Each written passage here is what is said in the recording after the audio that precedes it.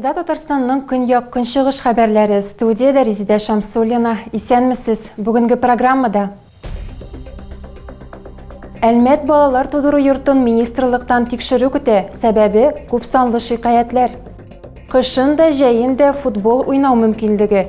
Азнакайда ябык манеж ачылды. Булачак чемпионны ничек ачыкларга? Зәй шәһәрендәге инновацион эшләнмәләр спортчыларның физик әзерлеген бәяли. Әлмәтнең перинаталь үзәгендә аудит узачак. Бала тудыру йортының эшеннән канәгатьсезлек белдерүчеләрдән постлар социаль челтәрләрдә барлыкка килде.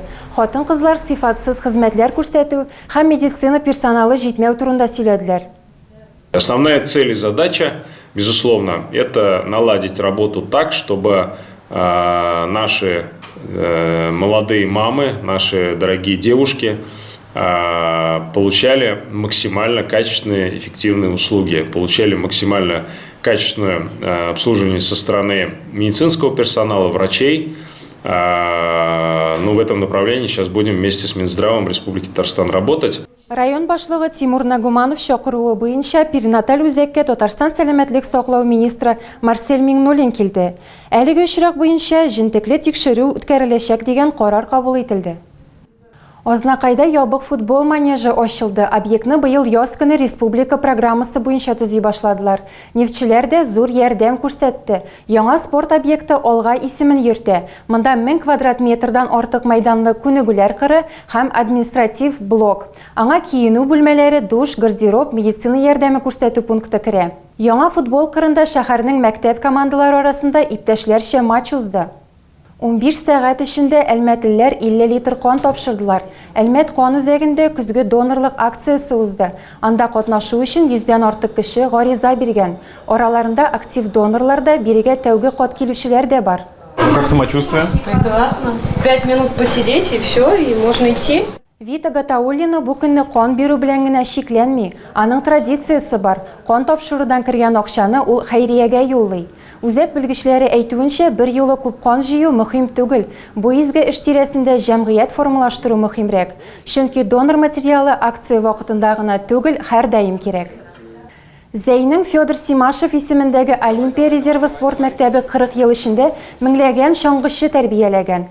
Һәрберсе дә төрле нәтиҗәләргә иреште, әмма барысы да чаңгы спортына тугры калды.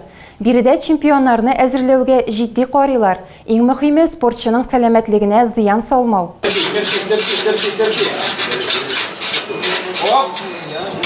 Спорт мәктәбенә Россия Федерациясе Олимпия комитеты белгечләре килде. Алар индивидуаль йөкләнеш дәрәҗәсен билгеләү өчен чаңгычыларны сынадылар. Инновацион эшләнмәләр ярдәмендә белгечләр физик әзерлекне бәяли алдылар. Алар арасында шыдамлык, реакция тизлеге, тән составы һәм спортчының формалашуында үз ролен уйнаучы башка күп кенә параметрлар. Әлмәт районы ветераннар советы 45 еллыгын билгеләп үтте. Көмеш яшьтәге активистларны республика советы рәисе котлады. Я приезжаю в Альмейск, в Азнакаево, другие города, здесь сидящие коллеги есть, большим трепетом, потому что здесь получаешь заряд энергии. Кроме как огромное спасибо, я ничего вам не могу сказать. Ветераннар советы өлкән буынга ярдәм итү буенча зур эш алып бара. Программаларның берсе тормыш сыйфатын узайту һәм яхшыртуга юнәлдерелгән. Это и активное привлечение ветеранов в художественную самодеятельность, занятия спортом, в дела воспитания молодого поколения. Намуслы нәтиҗәле хезмәте һәм ветераннар хәрәкәтендә актив катнашуы өчен чакырылганнарга Татарстан Республикасы рәисенең рәхмәте игълан ителде. Шулай ук Татарстан Республикасы Дәүләт Советы рәисенең рәхмәт хаты һәм башка бүләкләр тапшырылды. Маск-Сети штабы волонтерлары өчен бушлай юл йөрү билетлары бирәчәкләр. Әлмәт районы башлыгы Тимур Нагуманов штабта булганнан соң шундый боерык бирде. Биредә ирекле нигездә 30дан артык кеше эшли. Волонтерлар бүгенге көндә маскировка шелтәре, төрле вариацияларда костюмнар, нашлемниклар һәм шулай ук носилкалар ясыйлар. Барлыгы махсус хәрби операция зонасына волонтерлар 1000дән артык позиция җибәргән.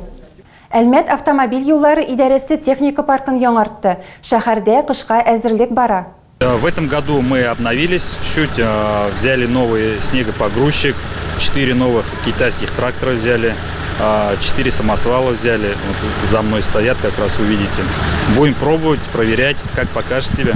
Автомобиль юллары идарәсе балансында барлыгы 56 берәмлек техника бар. Аның барысы да эшкә әзер дип ышандырдылар. Тагы да күбрәк яңалыклар һәм тапшырулар белән безнең сайтта таныша аласыз. Без социаль челтәрләрдә дә бар, хәбәрләр юллагыз. Бүгенгә менә шулар. Мин сезнең белән сау булашам, исән-имин булыгыз.